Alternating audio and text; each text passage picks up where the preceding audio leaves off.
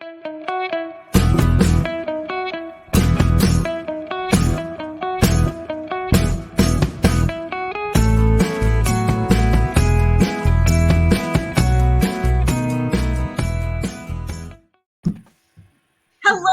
everybody. Welcome to another Blue Room. I'm so excited to be here. If you notice, my background is different. I am not at home. I'm in a hotel room. So hopefully my Wi-Fi will not crap out on us. So I'm so excited. This week we have two fabulous authors, Mckenzie and Elyssa Friedland. So excited. So Elyssa is the author of 5 books. Is this your 5th? This is 4. Right. So 4th, sorry, I miscounted. And she currently teaches creative writing, 1 class. And we were talking about that before the show. And I was looking at your website and it said you love playing Rummy Cube. Rummy Cube. Rummy You don't Cube. know it? No, I've never heard of that. And I thought that sounded kind of fun. Oh my God. Well, I have to teach you. You'll have to tell me more. And then Mckenzie is the author of 11 novels. Woo! During the time.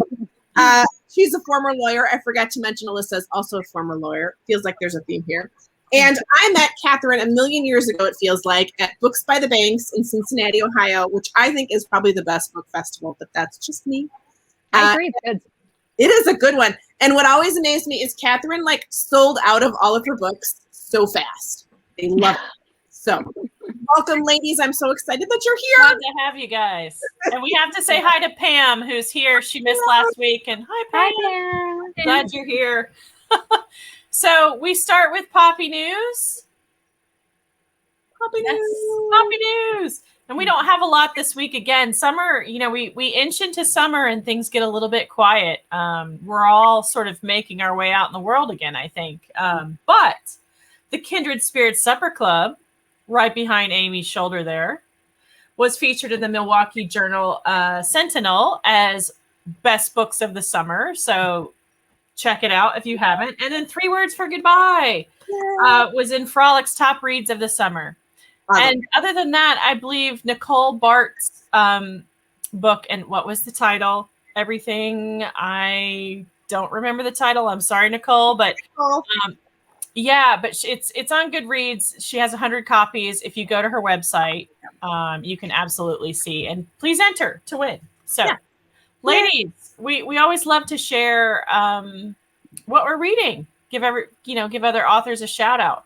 I'm sure we're all either reading something or we can recommend something. Elyssa, you're smiling, so I think you need to go first. Well, I'll say what I bought today. Is that okay? Perfect. Yes, that's fabulous. So, 2 of my author friends had their books come out in paperback today, and I've already read the books, but I bought them to give as gifts to people. So Fiona Davis, The Lions of Fifth Avenue. So she's a good friend of mine, and this is a great historical fiction novel that's set at the New York Public Library. And I'm a New Yorker, so always happy. I got my copy today too, actually. Yeah, I love that all her books are set in New York City. That's my city, so I love it, and she's a great writer. And then Summer Longing by Jamie Brenner, and she's just very good at the summer read. I don't know, they're very descriptive. They make you want to be on vacation, and yet they still have a ton of twists that you wouldn't normally find in a summer beachy book. So those were both great books, and I bought them just, I don't have people to give them to. It's just whoever's first to invite me to something. And then I like that. I love that idea. It's a great idea. Gift whenever you go over a hostess gift. That's I perfect. think, yeah. Why have I not thought of that before? Yeah, I think books make really good gifts. They do. Some authors, I have a couple of author friends who give all of their children's teachers a book for a Christmas gift or, a holiday gift for Hanukkah or whatever at the end of the year. And I think that's awesome. I'm always worried I'm going to give them the wrong kind of book, but frankly, if it's not something they'd read, they can always pass it on, right? That's sort of I wouldn't give them 50 Shades of Grey, but right. Be a little presumptuous, I think. I heard you like to read. Here you go. Let me know how you like it. Oh, that's so funny. Catherine, what are you reading? There's a Woman Missing by Mary Kubica. Oh, I love her books. I love Mary. She's delightful. She is delightful. And I have read every single one of her books. There's probably at this point 4 or 5 authors that are still currently publishing that I've read every single one of their books, and she's one of them. So That's cool. It's hard to keep up. It is. There's a lot of books. There is. Yeah. Yeah. And that book just released. Was that this it came week, or out was it last week. Last week. Okay. Same day as Alyssa's book, which I have already read, of course. Yeah. Oh. And we actually featured your book. Actually, both of you have already had a feature on the show. You just did not know it. Oh, thank you. Yeah, we share books that we're reading or that are coming up sometimes. And yeah. So I am actually listening to an audiobook as I do. And it is the Mystery of Mrs. Don't Christie. talk to me about that book. I won't tell you what's going on, but Marie Benedict, it's, first of all, the cover, which you cannot tell from why. Sorry, I'll tell the story. What's that? That's not why I did that, but go ahead. No, Marie Benedict. No, that's not. It's not her fault. No. I had the same idea, and then. That happens. It's okay. Okay. We need to talk about that a little bit, actually. Zeitgeist. This is a real thing. Like sometimes there's something floating around in the air culturally, and then 5 different people or 3 different people will write about the exact same thing, completely independent of each other. This is mystifying to me. Someone asked me when I think like the pandemic novels are going to start coming out. Hopefully never. Yeah, and I said hopefully never too. What do you guys think? I'm not ready for them, but hit me in 2 years and a funny pandemic rom-com? Dating during a pandemic? There could be some cute ones. There could be. You have to do it right, and we have to have a little distance where we're not like hating our lives, Yeah. The book I'm writing right now, it doesn't take place. It takes place after the pandemic, but there are just 1 or 2 references to this thing. Yeah. Same thing. I just turned in next year's book, and it takes place after the and there's a reference to it because it's like, but it's in the past. So that was when I was writing it, I was like, this will be in the past 2 years from now when this comes out, right? Yes. Okay. I hope so. Yeah, absolutely. Yeah, in general, I can't say I'm super ready for it, and I say that, and I like dystopian novels on occasion. I had just read what's Emily St. John Mandel's? Oh, the Thank Castle you. something. Station 11. Oh, right. I was thinking And I could not stop thinking about that when the pandemic. Not that we need to go down this dark path. I don't know why I'm going here, but I just wanted to talk about Zeitgeist. I mean, we wrote that Meet Me in Monaco that came out 2 years ago. I can't believe it's been 2 years. And there were 2 other authors who were writing Grace Kelly themed books. Yeah. Brenda Janowitz. Yeah. So Friend of mine. we have a hi, Kate. Hi, Kate. And one of our favorites who comes on the show, Pam and Kate, are big supporters here. Amy, what are you reading, babe? I am reading. So I'm drafting, and when I'm writing, I can't read things close to what I write. So I kind of do a hard 180, and I'm plowing through fantasy right now. So I'm currently reading Sarah J. Maas's Throne of Glass series. This is the 2nd or 3rd, depending how you count this book of novellas that she has, book in the series. So they're just really great, fun, well done books. So if you like fantasy, I do. She's high on my list, actually, for sure. Yes.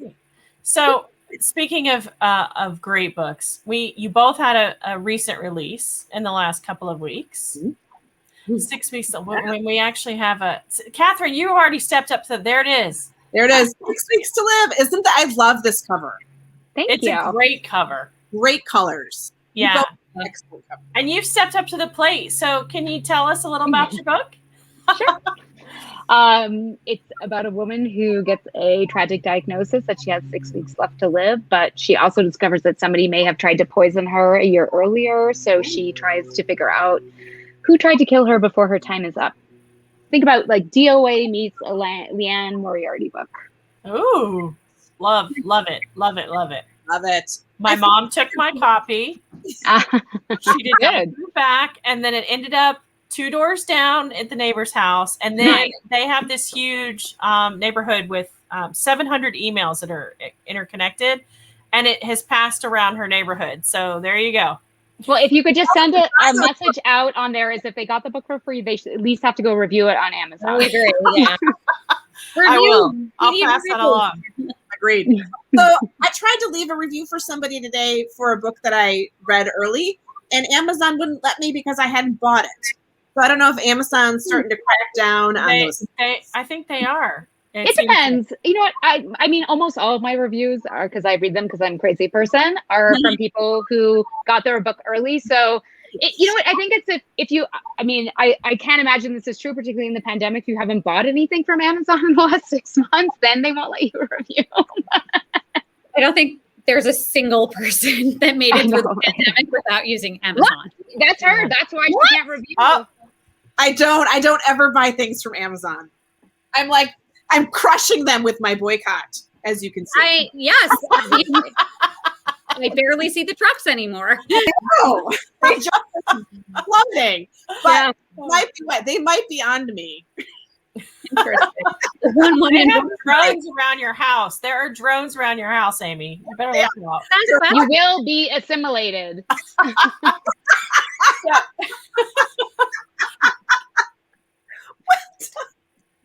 Sorry, I really liked that. All right, Catherine, tell us a little fun fact or anecdote or something behind the scenes about 6 Weeks to Live.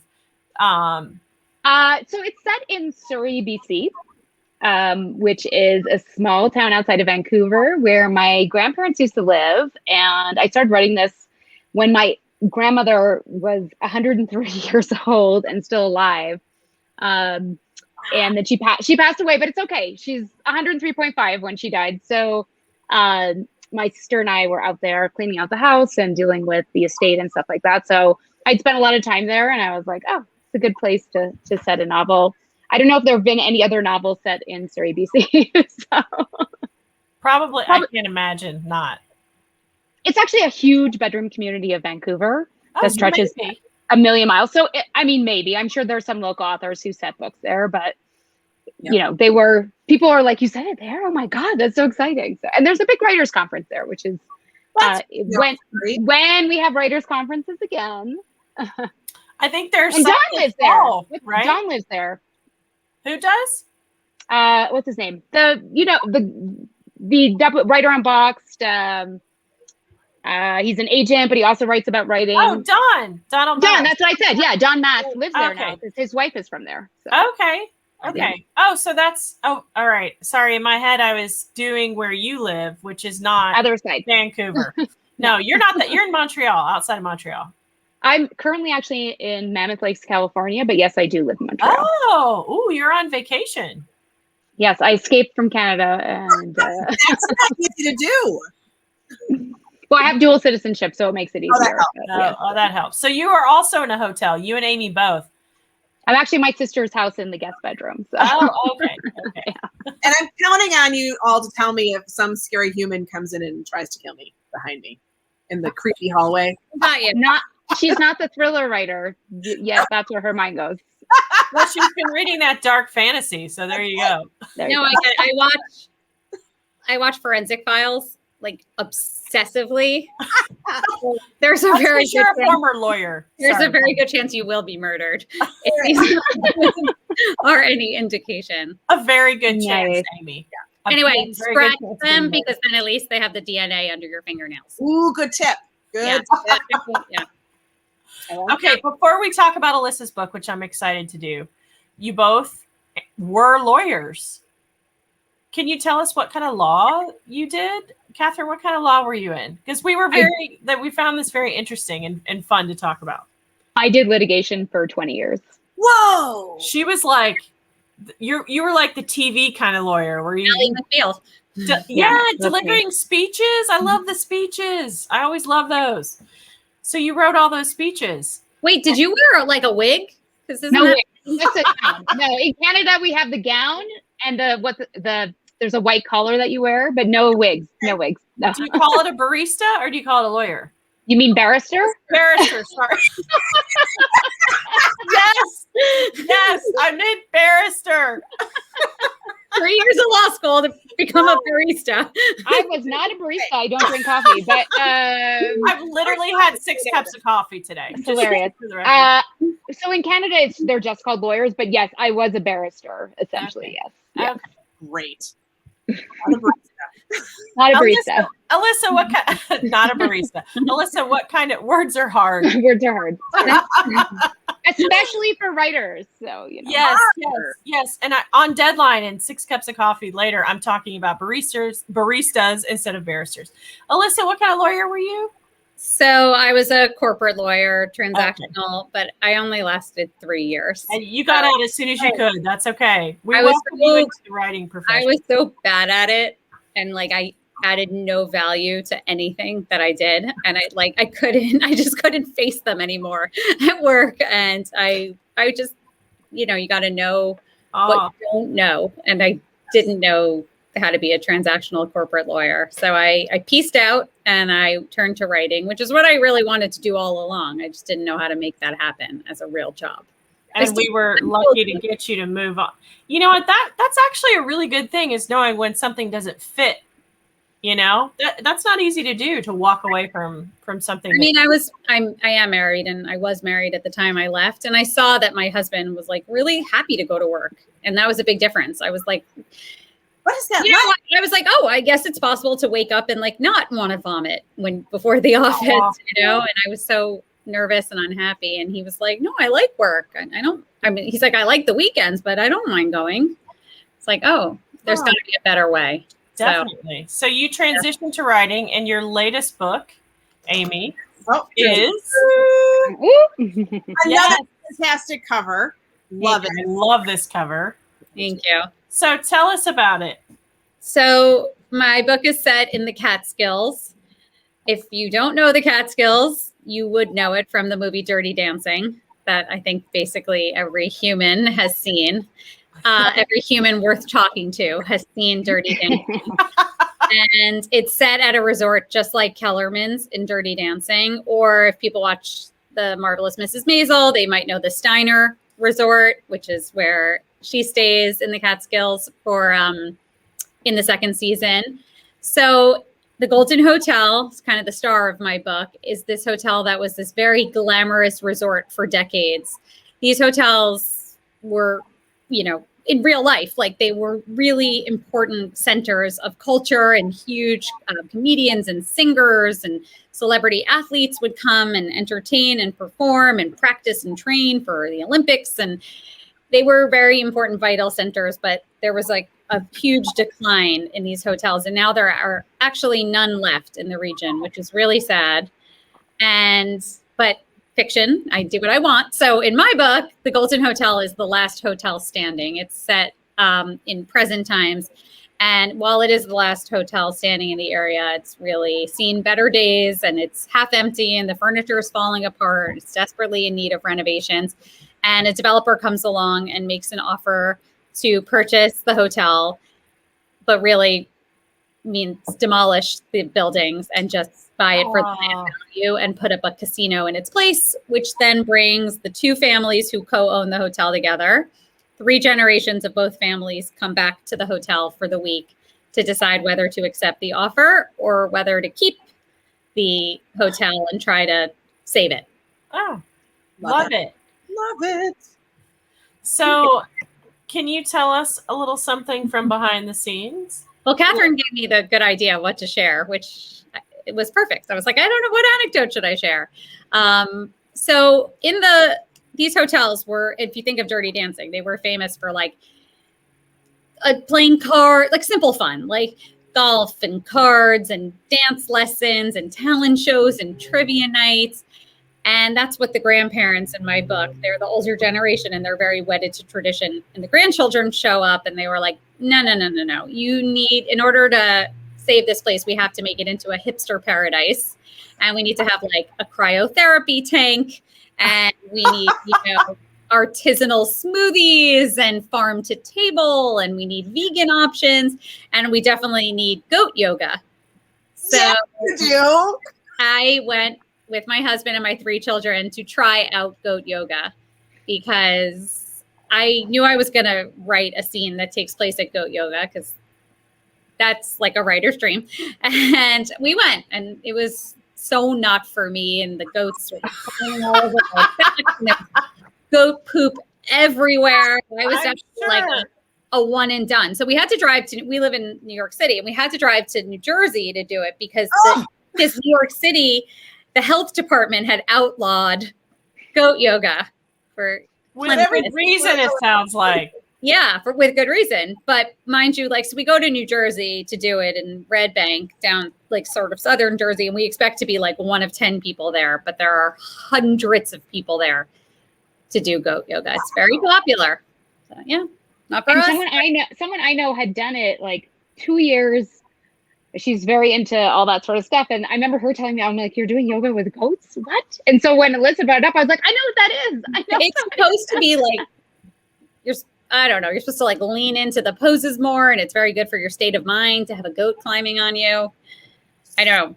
So I guess there's hundreds of goats everywhere. If there were hundreds, like I just drink wine when I want to relax, but other people like let go on them. So yeah, there are hundreds. I would say there were like 100 people in the class and probably about 40 goats. Wow. What if the goat never picked you? Bizarre. Well, my kids were like upset that the goats weren't like paying them enough attention. Sure. They, like try to get the goats to come over, but then when the goats came to them, they were like, actually, goats are gross. Like, get them away. So I don't like it was not a natural fit. Like, we're city slickers. Like, we don't belong at goat yoga. So the goats just walk around on top of people. Yes. I mean, if you Google it, like there's some unbelievable images of people who are really good at goat yoga, and they're in these incredible poses that I couldn't even get into without a goat. And then like you throw the goat on their back. But I am 100% investigating this when we're done here. Right now, everyone is Googling goat yoga images. It really exists. Yeah, the goats just roam freely. And you're told to like not really interact with them and not feed them during class, but because that's how we got them to come over. Because my kids, like, I'm still a mama bear, and I need to like make my cubs happy. So they said don't feed them during class, but my kids were sad, so I took the feed and I got them to come over. So that's how I got them to come over. And then had to like throw the feed 5 feet away to get them away again.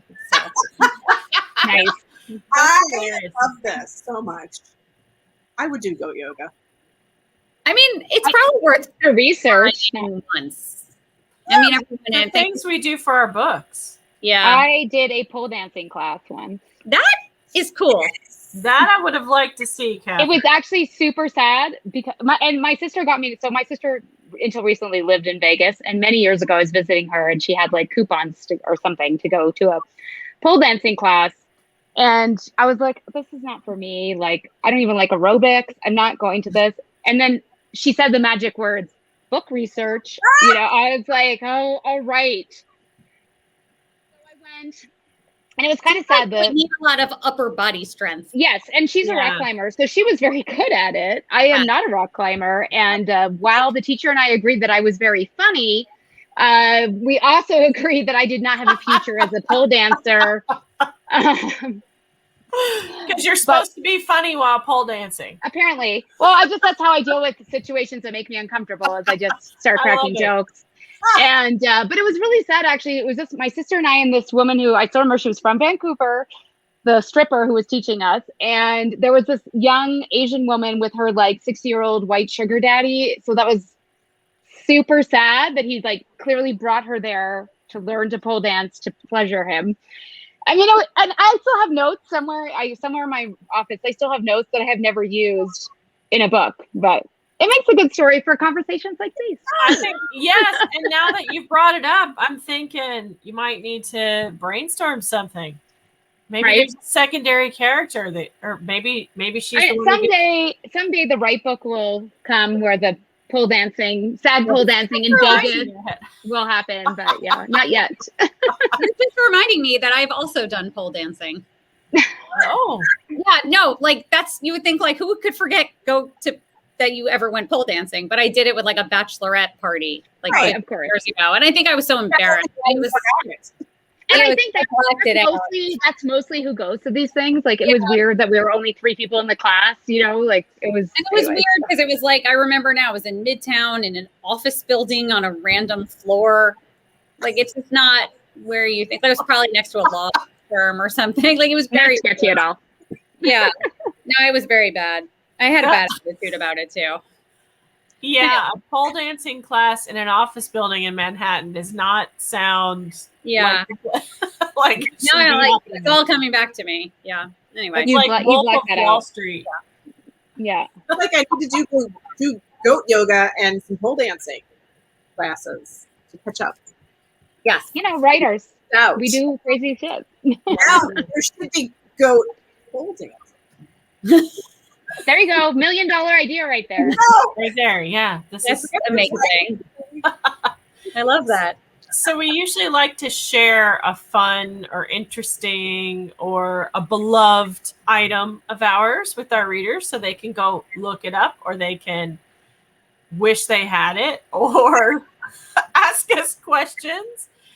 Would either of you like to share something of yours? I can share. Yes, so, please. I didn't do a good job today, but I've been in search of the perfect hair straightener for like 10 years. And I finally splurged on the Dyson during the pandemic because I was like, I'm not going to the hairdresser anytime soon. And again, my hair is not living up to the product today, but it really does actually perform as advertised. I am terrible at doing my hair. Like I'm just not that kind of girl. And so when I signed my new book deal, that was my present to myself. So it wasn't from the 5 million ads on Instagram or Facebook. But once I bought it, then I started getting yes, I saw the ad. That's how I knew it existed. But that's my. That is one Dyson hair product to be recommended on the Boom Room. Yeah. Okay. So is it? They have Can I stick an affiliate link down here? Or yeah, right. Little money on the side. Elyssa, do you have something? Yep. So I'm going and getting it. I love these shoes that I bought. They're Vans, but they're Vans, and they're really comfortable. I really hate like tying laces and dealing with shoes. And we got a dog during COVID and we constantly have to walk the dog and I don't want to, deal with shoes. So, and we live in the city. So it's not like we can't open the door and let the dog go in the backyard. Like it's down the elevator. It's down the city. Well, you could, but well, that would be frowned on. I'm on the 10th floor. So that's not going to work. So I got these amazing Vans slip-ons. They're really comfortable, and I'm living in them. This is good information. I love Vans. My daughter has some pairs. My daughter does too. They're rainbow. Yeah, I've seen the rainbow ones. I think they look really cool. I wear them all the time, and they're just so easy and comfortable. And I love the classic Vans check. Yes, they're awesome. To my youth. I don't think I'm cool enough to wear Vans, to be honest. I think you're really cool, Elyssa, because I think you get the Vans and then the coolness follows. Right. Maybe that's it. I mean, I've been told by my daughter, especially, that I am not cool. So I have stayed away from the Vans because she has told me to. But I love them. They're very cute. They're fun. Yeah. All right, ladies. Amy? So since I'm not at home, the hotel I'm staying with is kind of fun. It's an arts-themed hotel, which is cool because there's like cool artwork in my room. But every room comes with a ukulele. Oh. So the most random thing ever. That's so random. It has a record player. There's actual vinyl records I can play on my record player. It's all about how annoying I can be to my neighboring people in the hotel. So it's wildly out of tune, so I won't torture you. But that also sounds like a very weird, like a bad idea if you're on, I assume you're there writing retreat because you have a deadline or something. And like, to me, that's the sort of thing where I'd be like, oh, no writing today. I will learn to play the ukulele instead with YouTube videos. My character should be a ukulele player. Obviously. So I'm going to do 15 hours of research that I will never use. Yeah. Yes. But I've reached the panic stage of deadlines, so that usually helps me avoid those rabbit holes. Okay. So yes, but yeah, it is deadline writing. All right. Well, Typing. It's typing. That's true. you guys, this is it. This is the end of the Blue Room. I just wanted to point out that one of our viewers is saying the things we wind up talking about in this group, and that is so true. We went into goat yoga and pole dancing. Yeah.